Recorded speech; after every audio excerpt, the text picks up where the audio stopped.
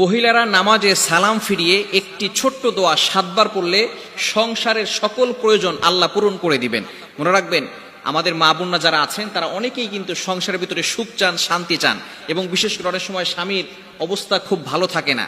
স্বামী দেখা যাচ্ছে অনেক কষ্ট করছে, কিন্তু সংসারে কোনো উন্নতি করতে পারছে না, ডেভেলপ করতে পারছে না। এই জন্য মহিলারা বিশেষ করে যারা আছেন তারা কিন্তু ঘরের ভিতরে অনেক সময় পান, নামাজ পড়ার একটু সময় পান, নামাজের পরে একটু আমল করার সময় পান।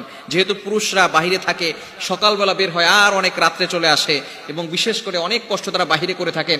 বিশেষ করে পুরুষরাও যদি পারেন এই আমলটি করবেন। 5 ওয়াক্ত নামাজ আপনাকে মাস্ট বি পড়তেই হবে।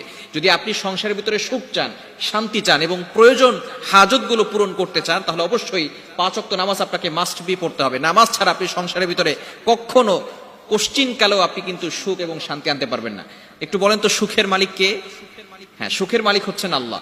তো ওই আল্লাহকে আপনি অখুশি করে কখনো আপনার সংসারে সুখ আনতে পারবেন না।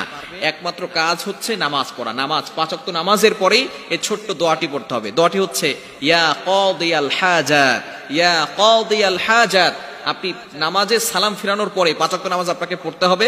নামাজের পরে সালাম ফিরানোর পরেই আপনি আল্লাহু আকবার পড়বেন একবার, আস্তাগফিরুল্লাহ 3 বার, এরপরে আপনি পড়বেন ইয়া কাদিয়াল হাজাত, ইয়া কাদিয়াল হাজাত, ইয়া কাদিয়াল হাজাত 7 বার পড়বেন। এভাবে যদি আপনি আমল করতে পারেন, ইনশাআল্লাহ আপনার ঘরে যত প্রয়োজন আছে, আপনি কেমন যেন আল্লাহ তাআলার কাছে প্রয়োজনের কথা বলতেছেন, যত প্রয়োজন আছে সকল প্রয়োজনগুলো আল্লাহ পাক রব্বুল আলামিন নিজে পূরণ করে দিবেন। বিশেষ করে নামাজের পরে দোয়া করলে দোয়াগুলো কবুল হয়। আমরা অনেকে দোয়া করতে চাই না, অনেকে আমল করতে চাই না। নামাজ পড়ার পরেই অনেকে আছে নামাজ পড়ে, নামাজ পড়ার পরেই কিভাবে যত তাড়াতাড়ি মসজিদ থেকে বের হওয়া যায় এটা অনেকে করে। খবরদার, আপনি কিছু আমল করার চেষ্টা করবেন, ইনশাআল্লাহ আল্লাহ তাআলা সংসারের ভিতরে সুখ শান্তি বৃদ্ধি করে দিবেন, প্রয়োজনগুলো আল্লাহ তাআলা মিটিয়ে দিবেন। আমাদের অনেক প্রয়োজন আছে, অনেকে অভাবের ভিতরে আছেন, অনেকে কষ্টের ভিতরে আছেন, অনেকের ভিতরে সবকিছু আছে, টাকা পয়সা আছে, কিন্তু সমাজের ভিতরে, সংসারের ভিতরে শান্তি নেই।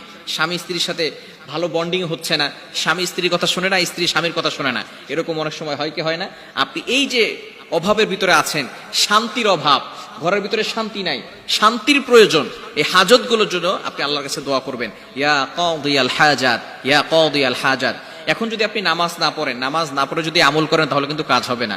অবশ্যই আপনি কোরআন দিয়ে আমল করবেন, নবীজি সাল্লাল্লাহু আলাইহি সাল্লামের হাদিস অনুযায়ী আমল করবেন। অবশ্যই আপনাকে নামাজ পড়তে হবে। নামাজ পড়া হচ্ছে ফরজ। আপনি আল্লাহ তাআলার বিধান নামাজ পড়ে তারপর আমল করে ফায়দা পাবেন, কিন্তু নামাজ না পড়ে কোনো আমল করে কিন্তু ফায়দা পাবেন না। ইয়াকিনের সাথে, বিশ্বাস রেখে 5 ওয়াক্ত নামাজের পরে যদি এই দোয়াটা পড়তে পারেন, অবশ্যই আল্লাহ পাক রব্বুল আলামিন সকল প্রয়োজনগুলো মিটিয়ে দিবেন। ইয়া কাদিয়াল হাজাত, ইয়া কাদিয়াল হাজাত, এটা বেশি বেশি করে পড়ার চেষ্টা করবেন। এবং বিশেষ করে সংসারের জন্য আপনি বেশি বেশি আল্লাহর কাছে দোয়া করবেন।